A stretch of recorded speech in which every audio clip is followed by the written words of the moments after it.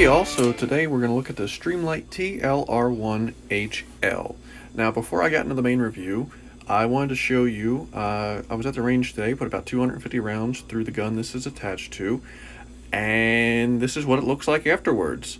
Now, as you can see, it is quite caked up with gunk and powder residue, but you can still see the light through it quite well. So what I'm going to do is put about 800 rounds through this total. Now I'm going to clean off the lens and we're going to take this outside and see what it looks like. So here we are outside, and the car and tree ahead of me are about 15 to 20 yards ahead. So we're going to turn the light on now.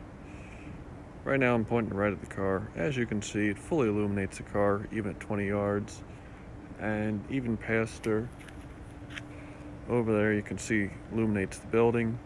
Light is very powerful, has a wide spill, which is nice because it illuminates stuff around it. So a very effective flashlight in my opinion. Alright, so now that I'm done running around the neighborhood in the middle of the dark, let's take a look at the light itself. Now for reference, I didn't mention this in the video because I was trying to do that in the shortest take as possible, and I forgot. The building I was shining that light at in the distance was about 70-75 yards away, give or take, so figured I'd put that out there just for reference. So let's take a look at the light itself. This is actually something I'm really pleased with. About 800 rounds through the gun, and as you can see, it's definitely seen some better days, but is still holding up quite well. You'll notice how bad and dirty the lens was, and I don't know how the hell that shows up, but it is crystal clear. A little bit of vinegar and a Q-tip, and it cleaned right up. And I'm quite sure if I wanted to scrub hard enough, all this would probably come right off as well, but I see no point in scrubbing it off because it's not really hurting it. And plus it kind of shows the fact that I actually shoot my gun with my light on it. So, attach point for this is pretty simple. They have a bunch of little tabs here that are interchangeable, and when you get the light it comes with all the different ones, but it gives you a bunch of different tabs to adjust the distance of the light is, like along your rail, depending upon the type rail you have. So it's pretty much universal for any gun out there that has a rail. This will fit on it. So to attach it, now this screw here loosens up and this whole thing kind of acts like a clamp. So it's nice because you can hook it onto the gun like so, right? And then just tighten it down, and that's it, right? It's on the gun, it's not going anywhere. So, and then to loosen it and remove it, you just do the same thing in reverse. Loosen it back up, push this, and it snaps off. Now, I've only ever hand tightened it because with polymer frame guns, they do not recommend you tighten it any further because you mess with the harmonics of the gun, and I won't get into that because that's a whole big technical thing. But basically, polymer frames flex and bend when you fire the gun, and it's perfectly normal, but people have claimed that if you tighten this down too much, you might mess up the harmonics of the gun and jam the gun, blah blah blah blah blah. Not getting into that today because it's complicated, but say you have a frame that you do want to tighten this further down on. This little slot here, and I'm only mentioning this because I saw a rather hilarious video where a guy was complaining because the slot did not fit any of his screwdrivers. This slot was not meant for a screwdriver, it's meant for a coin. Or the shell casing, if you so have one handy. But this slot is for your coin. You put it in there, you can tighten or loosen to your heart's content.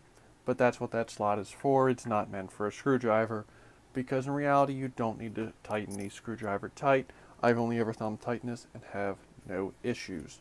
So let's get on to some of the features. Once you've got the light on the gun, these paddles here are really nice. Now some of the lights I looked at, the TLR-7, I originally liked, but upon watching other people use it, I noticed that the activation switches were way up here past the trigger guard. So the nice thing about the TLR-1 is the paddles come basically to the back of the trigger guard. So if your finger can reach the front of the trigger guard, your finger can reach these. And it doesn't matter which way you want to activate your light. I know everybody's different. It is ambidextrous, and whether it's your trigger finger, you can activate it, or your support hand with your thumb. Very easy activation. So I'll go by my support hand, but so down is your momentary light. This does have a strobe on it. I deactivated it. There's different videos on how to activate and deactivate it, so I won't go into that because it's very simple, but it takes a while to explain. And then for down is momentary, and then if you thumb it up, it goes to constant on. So it's nice so that if you were drawing or whatever in the dark, you could, as you bring your hand up, you could do a thumb up and then leave it, forget it. So that's how you activate the light. I really like that feature. I'm glad they did it that way. So some of the differences I noticed with this light between like the Surefire and stuff is you'll notice the it's a little bit wider than the gun. They put the 1, 2, 3s side by side rather than front to back. Now, part of that I like, part of it I don't. So part of it is nice because it keeps the overall length of the gun a little bit shorter, but it does make it a little bit wider. Now you don't really notice it, but it is just, it's something to be aware of, that depending upon how you're carrying it, it's gonna be a little bit thicker at the base. Not that big a deal, but just something to keep in mind. But the reason I like it is because it doesn't stick out as further. Now, I've seen some of the Surefires that stick out probably a little bit further, right around there, give or take. I don't have one with me to compare it, but I like that this light sticks out a little bit further than the muzzle. But once again, that's kind of a pro-con, because while carrying it, depending upon how you carry, you're going to notice the light on there, because you're generally putting a light on a full-size gun to begin with. So to add something further forward of the muzzle, you're going to notice it more. It's not really ever been a problem for me, but it is something that I did carry this appendix sometimes, and you will notice the light is the furthest most point of the gun.